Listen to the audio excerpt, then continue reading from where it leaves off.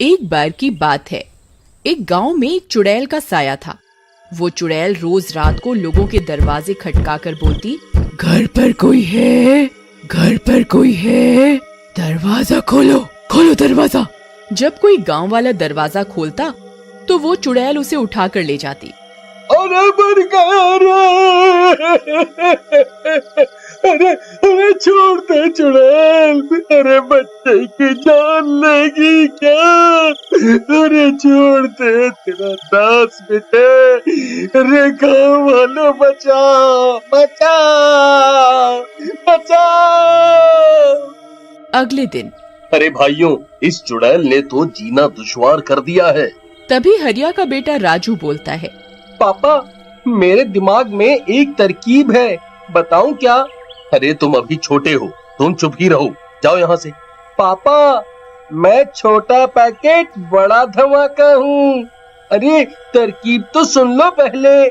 कोई बात नहीं हरिया, ऐसे बोलने तो दो। अंकल, क्यों न हम अपने घर के बाहर शीशा लगा दें? चुड़ैल अपनी शक्ल उसमें देखकर डर जाएगी और भाग जाएगी। ये क्या झंडू तरकीब है, मैं नहीं मानता इसे। तभी पास खड़ी हरिया की पत्नी कविता कहती है, अजी, इसकी तरकीब इतनी भी बुरी नहीं, एक बार ऐसा करके देखते हैं। तुम चुप करो, जाओ जाकर घर का काम करो। नहीं नहीं, ठीक है, हम ये भी करके देखते हैं। फिर सब गांव वाले अपने अपने घरों के बाहर दरवाजों पे शीशा लगा देते हैं और आधी रात होते ही चुड़ैल आती है और शीशे में देखकर बोलती है, अरे ये क्या, तुम कौन हो? ये मेरा इलाका है, तुम जाओ यहाँ से। लेकिन शीशे में उसी की शक्ल होती है और वो भी वैसी ही हिलती है जैसे चुड़ैल। ये देखकर चुड़ैल डर जाती है। लगता है गांव वालों ने इसे मुझसे बचने के लिए यहाँ बुलाया है। चलो और किसी के घर का दरवाजा खटखटाती हूँ। फिर चुड़ैल हरिया के घर जाती है। हरिया के घर शीशा नहीं लगा होता। यहाँ वो चुड़ैल नहीं है, इसी का दरवाजा खटखटाती हूँ। घर पर कोई है? अरे इतनी मीठी आवाज है, जरूर कोई झक्कास औरत होगी। इस कविता से तो मैं दुखी हो गया। चलो थोड़ी मटर गश्ती ही कर दूं।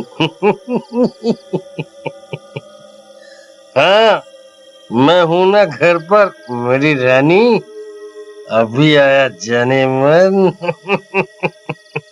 ये सोचकर शराब के नशे में धुत हरिया दरवाजा खोलने जाता है। तभी कविता और राजू आ जाते हैं और उसे रोक लेते हैं। अरे अरे छोड़ कलमुही, मेरी रानी आई है बाहर। अरे पापा जी, रानी नहीं, डायन आई है बाहर। मम्मी, पकड़ के रखना इनको। लेकिन कविता और राजू हरिया को पकड़ लेते हैं और उसे जाने नहीं देते। लगता है इस घर में कोई नहीं है, आज तो भूखा ही रहना पड़ेगा लगता है, लेकिन मैं कल आऊंगी, कल फिर आऊंगी। फिर चुड़ैल वहाँ से चली जाती है। तभी हरिया कविता को लात मारकर गिरा देता है। छोड़ मुझे, मेरी रानी आई थी, तूने मुझे जाने नहीं दिया, मैं तुझे जिंदा नहीं छोड़ूंगा।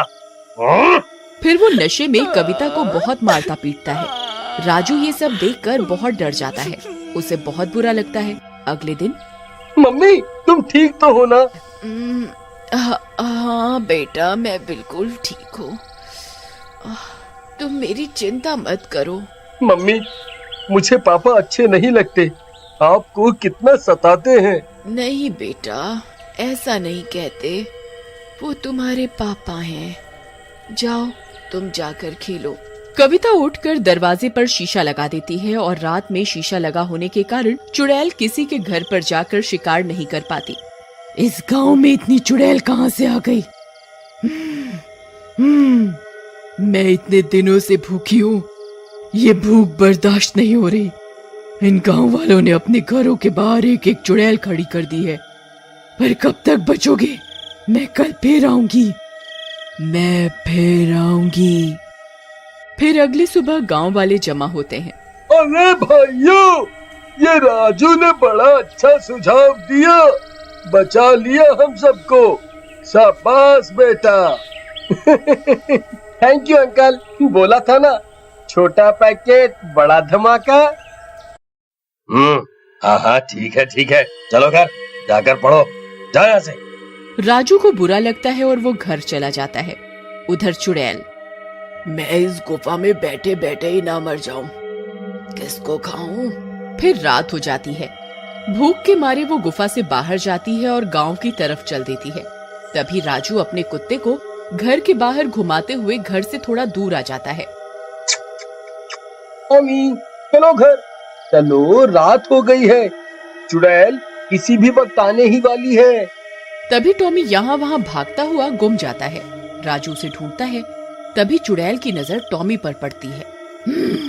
इस कुत्ते को ही खा के काम चलाती हूँ आज। फिर वो अपना हाथ लंबा करती है और उस कुत्ते को पकड़कर खा जाती है। अब थोड़ी राहत मिली। राजू ये सब देख लेता है और रोता हुआ घर भाग जाता है। जाकर कविता को सब बताता है। कविता ये सब सुनकर बहुत डर जाती है। तभी हरिया भी घर आ जाता है। ए कलमुही, पानी लेकर आ। तुझसे इतना भी नहीं होता कि मर्द घर आया है तो एक गिलास पानी ले आऊं। जी लाती हूँ।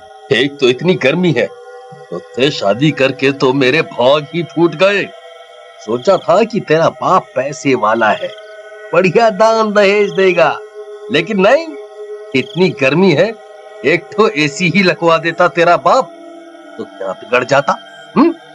ऊपर से ये गर्म पानी लाई है। चल चल यहाँ से, काम की ना काज की, दुश्मन अनाज की। कविता कुछ नहीं कहती, मगर राजू को अपने पापा का अपनी माँ के साथ ये बर्ताव अच्छा नहीं लगता।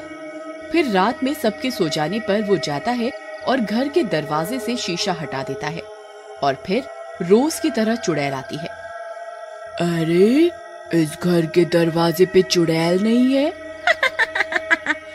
मजा आ गया। घर पर कोई है? घर पर कोई है?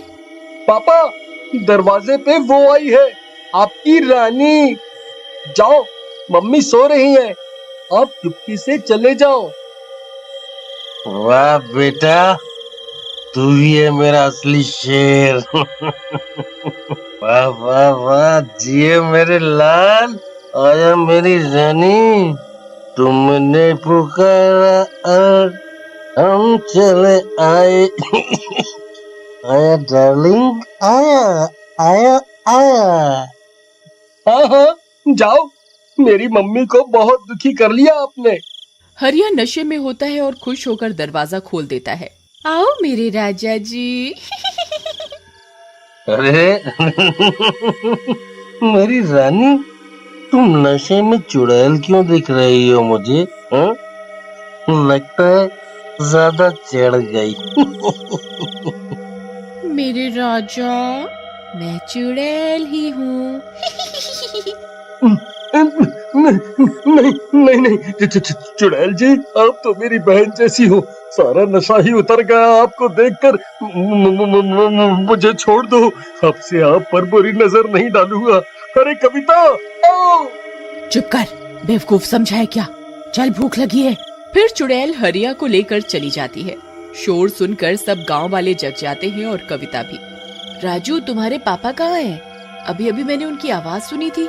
उनको तो चुड़ैल ले गई, अब तुम्हारे सारे दुख खत्म। माँ, तुम ये कैसी बातें कर रहे हो? तुम्हें ऐसा नहीं करना चाहिए था। वो जैसे भी है तुम्हारे पापा हैं। मैं जा रही हूँ इनको बचाने। कविता मशाल उठाती है और जंगल की ओर गुफा में चली जाती है। सभी गांव वाले भी पीछे जाते हैं। कविता जंगल पहुंच जाती है। चुड़ैल जी, छोड़ दो मेरे पति को, तुम मुझे खा लो, इनको छोड़ दो। नहीं माँ, चुड़ैल आंटी, मेरी माँ को नहीं, मुझे खा लो। नहीं कविता, तुम जाओ यहाँ से, जाओ तुम। अरे, तुम पति पत्नी का ड्रामा तो खत्म ही नहीं हो रहा। लैला मजनू मेरे पेट में जाकर बन जाना। ऐसा बोलकर चुड़ैल कविता को गले से पकड़कर हवा में उठा लेती है। ये देखकर राजू जमीन पर लौटता हुआ जाता है और पीछे से चुड़ैल के बालों में आग लगा देता है। चुड़ैल जलने लगती है। अरे नहीं छोटे से लड़के, ये तूने क्या किया? और फिर चुड़ैल जलकर राख हो जाती है।